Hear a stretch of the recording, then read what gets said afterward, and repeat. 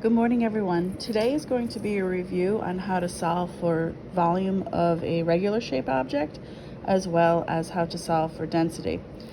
So the first thing I'm going to teach you is how to solve for the volume. And so hopefully this is a review, but we know that the formula for volume is volume equals length times width times height.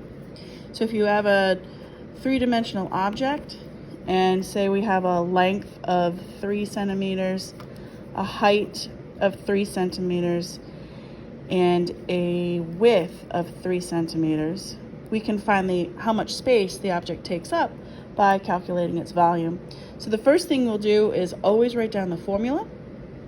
The second thing we will do is substitute. So we have our length of 3 centimeters, our height of 3 centimeters, and our width of 3 centimeters. Last step is we'll solve. So 3 times 3 is 9, times 3 is 27. Now we can't forget about our units. So if we have a centimeter times a centimeter times a centimeter, that's 3 dimensions. Therefore, it's going to be centimeter cubed. Now to move on to density, density will be solved in the exact same way except using a different formula. So we'll use this volume of the object for density and say that this object has a mass of, we'll say 3 grams just to make our lives easier right now. And so the formula for density is density equals mass over volume. And so we know our mass, we know our volume, so we can easily solve for density by dividing the mass into the volume, because density is the amount of matter in a given space. So once again, the first thing we'll do is write the formula down. Second, we substitute, so density equals the mass, which is 3 grams, over 27 centimeters cubed, which is our volume. And then we can solve that by dividing that out. Now remember, you can always use a calculator in science.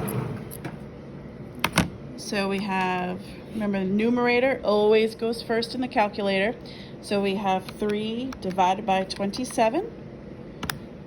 And that equals 0.11. We'll always go to the second decimal place value.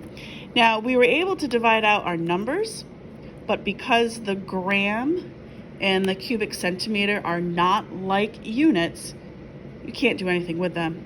They do not divide out, so you bring them down, which makes sense because once again, density is the amount of matter in a given space. So what are we saying? We're saying that whatever object this was, it has 0.11 grams in 1 cubic centimeter. Now, today you will be asked to additionally solve for mass or volume, but in a formula way. So you may have noticed in your notes from activity 4 that I gave you a triangle. And so what the triangle represents is the different operations you can solve for. So we have density equals mass over volume. And so in this trick, basically you can cover up what you're looking for, what you're trying to solve for. Like in this case, if I wanted to solve for mass, I cover it up. And the formula is now density times volume. So if we do that out here, mass equals density times volume. And just to be consistent, we'll use these numbers here.